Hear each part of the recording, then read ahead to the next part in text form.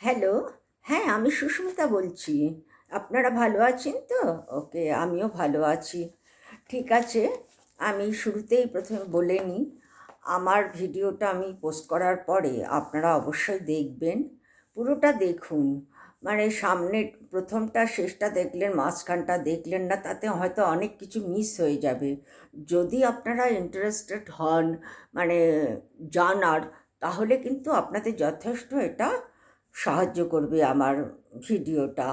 যাই হোক, ভিডিওটা দেখার পরে যদি আপনাদের পছন্দ হয় তাহলে আমাকে সাবস্ক্রাইব করুন।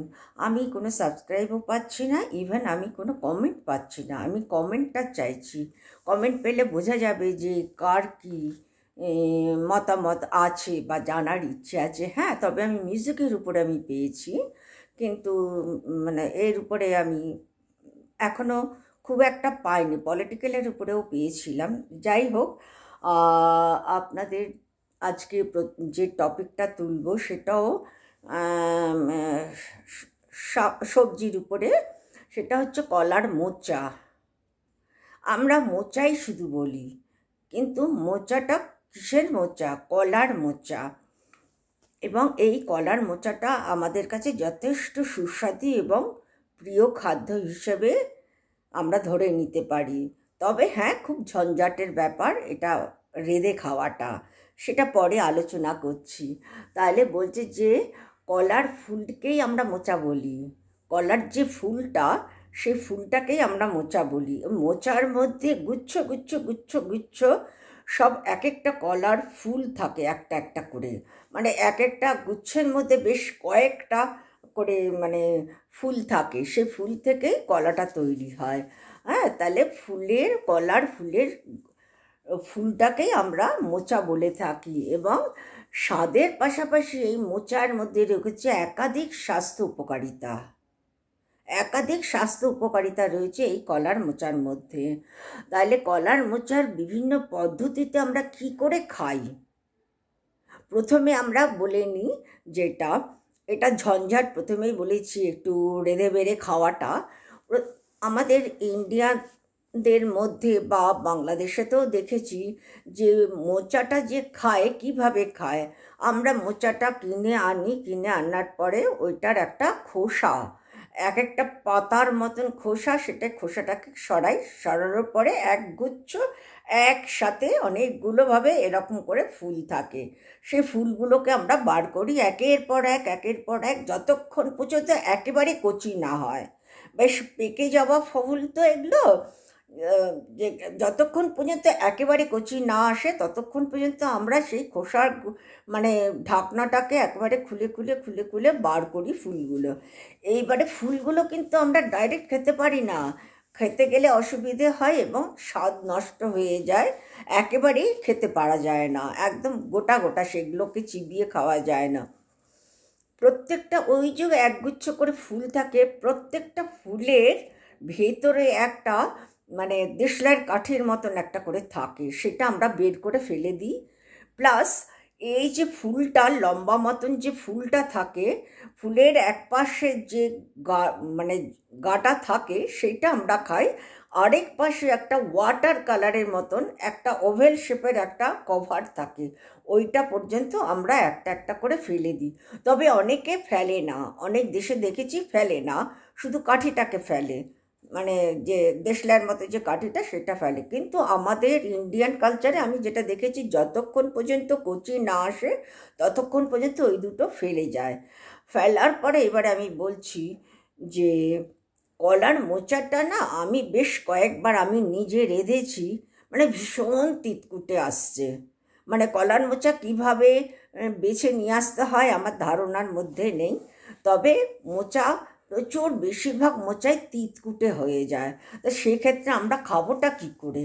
হ্যাঁ, সেক্ষেত্রে এই যে খোসাগুলো বা দেশলাইয়ের কাঠিগুলো ছাড়ানোর পরে আমরা ভালো করে ধুয়ে কী করি, ধুয়ে ঝুড়ি করে কুচোনোর পরে ওইটার মধ্যে আমরা নুন হলুদ আর জল দিয়ে ভিজিয়ে রাখি।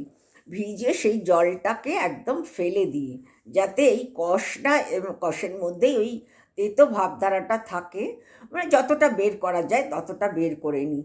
তারপরে সেটাকে আমরা কখনো কেউ হয়তো প্রেশারে হয়তো একটুখানি মানে কি বলবো, একটু ভাপিয়ে নেয় কখনো কেউ, আবার কখনো কেউ ডাইরেক্টই রান্না করে, আমরা ডাইরেক্টই করি। এবং এর মধ্যে যদি ছোলা দেয়া হয়, মানে আমি যেটা বলছি সেটা হচ্ছে মোচার ঘন্ট। সেটা হচ্ছে আমরা ছোলা ভিজিয়ে রাখি আগের দিন, সেই ছোলাটাকে একটু সেদ্ধ করে নিলাম হালকা, গোটা থাকবে সেগুলো আলাদা করে রেখে দিলাম।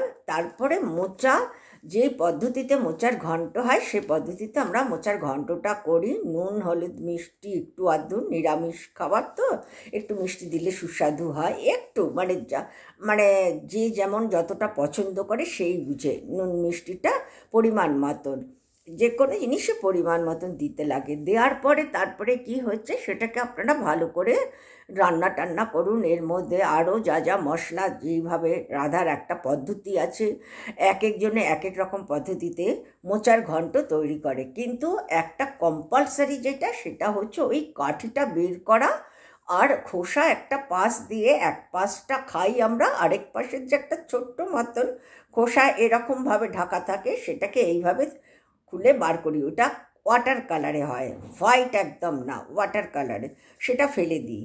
এই দুটো না ফেললে এর স্বাদটা আমরা মানে সম্পূর্ণভাবে গ্রহণ করতে পারি না, মানে এটা খেতেও অসুবিধা হয় বা সুস্বাদুও হয় না। যাই হোক, যেভাবে ওইটা হচ্ছে আমাদের ভারতীয় কালচারে বা বাংলাদেশেতেও তাই ওভাবেই খায়, কারণ বাংলাদেশ তো একসময় আমাদের দেশের মধ্যেই ছিল।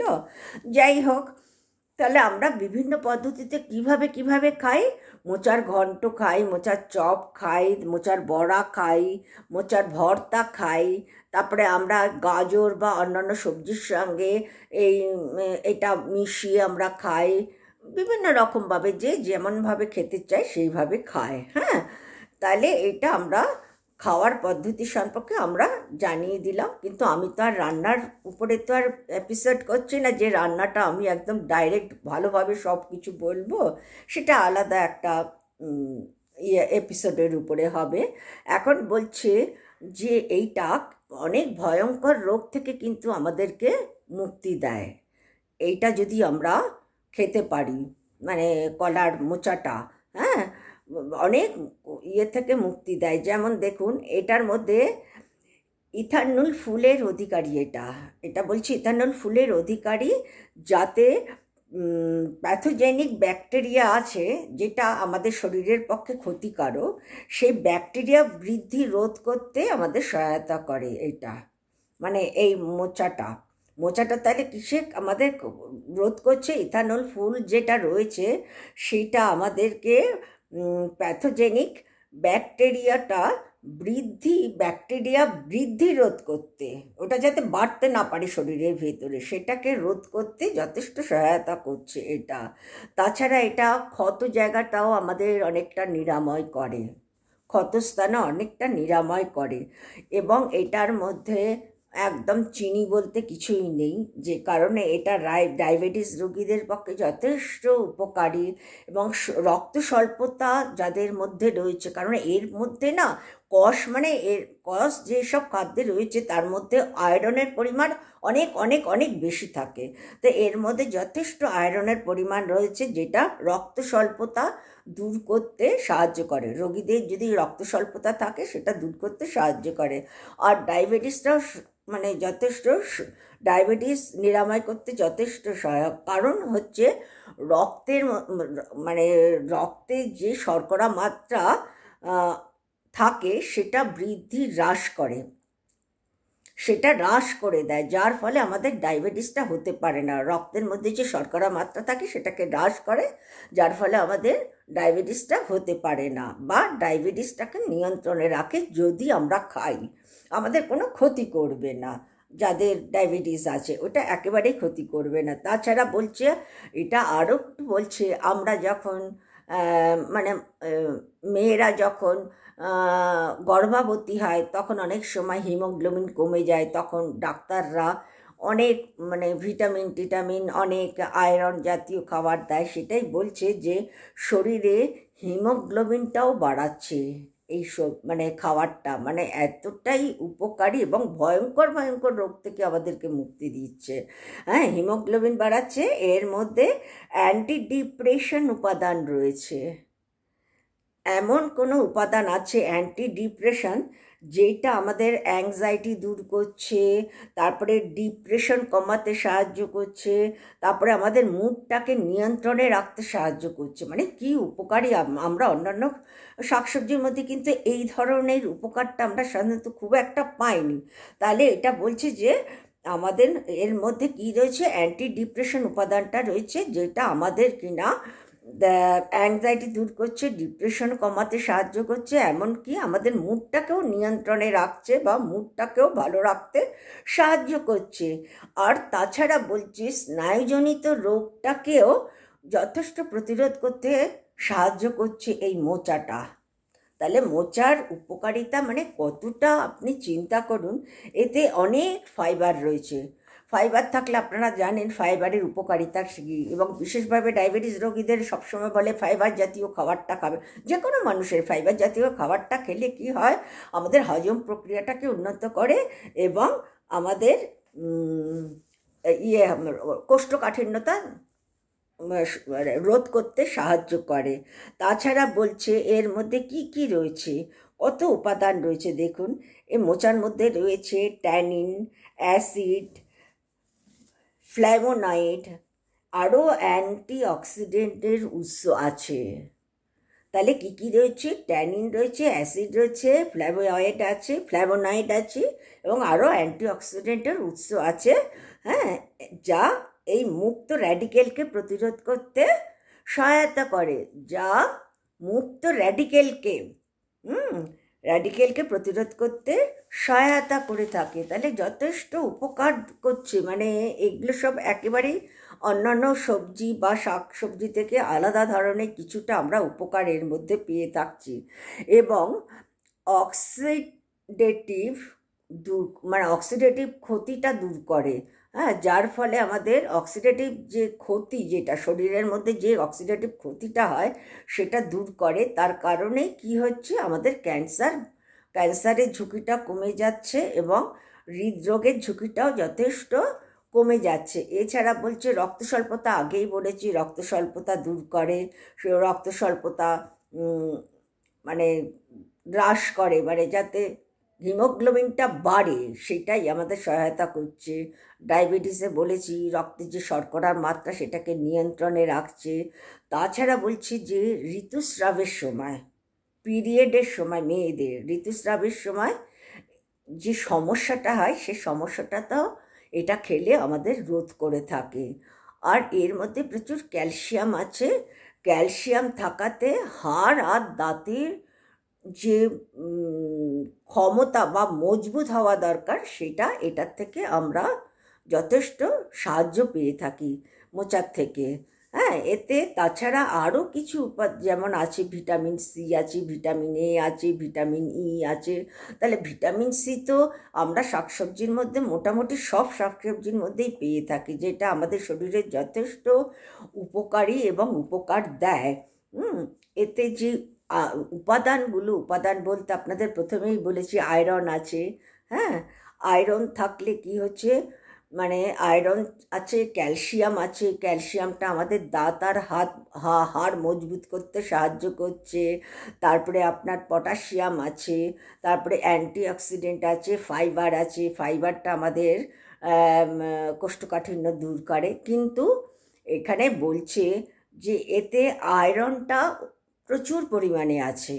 দেখবেন আপনারা যখন এটা কুচিয়ে জলে একটু নুন হলুদ দিয়ে মেখে তুলে ফেলবেন না, দেখবেন এর মধ্যে প্রচুর কষ বেরোবে। তাতেই বুঝতে পারবেন যে মানে এর মধ্যে যথেষ্ট আয়রন আছে। অতিরিক্ত আয়রন থাকাতে কি হয়, অনেক সময় ক্ষতি এসে যায়, অনেক সময় ক্ষতি হয়। হ্যাঁ, মানে কোষ্ঠকাঠিন্য হওয়ারও আবার পসিবিলিটি থাকে অতিরিক্ত। সেই কারণে একটা বলছে যে একটা লিমিট রেখে আমরা যে কোনো খাবারই একটা লিমিটের মধ্যে রেখে খাওয়া দাওয়া করি। আর এটা মানে ডাক্তাররা বা বিজ্ঞান বলছে যে এর মধ্যে খুব একটা অপকারিতা নেই বললেই চলে। তবে ডাক্তাররা এই কথা বলছে যে অতিরিক্ত খেলে আপনার পেটের ব্যথা হতে পারে, তারপরে গ্যাস্ট্রিক হওয়ার পসিবিলিটি থাকে। তবে সবার যে হয় তা না। আরেকটা বলছে যাদের অ্যালার্জি আছে, অ্যালার্জিটা এমন একটা জিনিস, কার কোন খাবারের উপর অ্যালার্জি হয় সেটা যার হয় সেই বোঝে, সে কারণে বলছে তাদের অ্যাভয়েড করা উচিত। আর যদি একটু আধটু খেলেও, অ্যালার্জি এমন একটা রোগ না, মানে একটুখানি খেলেও অসুবিধের সৃষ্টি করে, সেক্ষেত্রে ডাক্তারের পরামর্শ নিয়ে খাওয়াটা যুক্তিযুক্ত। তাহলে আমরা এই খাবার থেকে প্রচুর আমরা মানে উপকার পাচ্ছি, মানে এমন একটা উপকার পাচ্ছি যেটা আমরা অন্যান্য আগে যেসব খাদ্য খাওয়ার নিয়ে বা ফল নিয়ে বা শাকসবজি নিয়ে আলোচনা করেছি, এতটা উপকার আছে, প্রচুর উপকার আছে, কিন্তু এই ধরনের উপকারটা আমরা অন্যান্য খাবার থেকে খুব একটা পাইনি। তাহলে মোচা একটা যথেষ্ট মানে সুস্বাদু এবং পুষ্টিকর খাদ্য হিসেবে আমরা ধরে নিতে পারি। ঠিক আছে, তাহলে এইটুকুনই আমাদের থাক আজকের মতন। হ্যাঁ, আপনারা ভালো থাকুন, আমাকেও ভালো থাকতে ঈশ্বরের কাছে প্রার্থনা করুন। ওকে।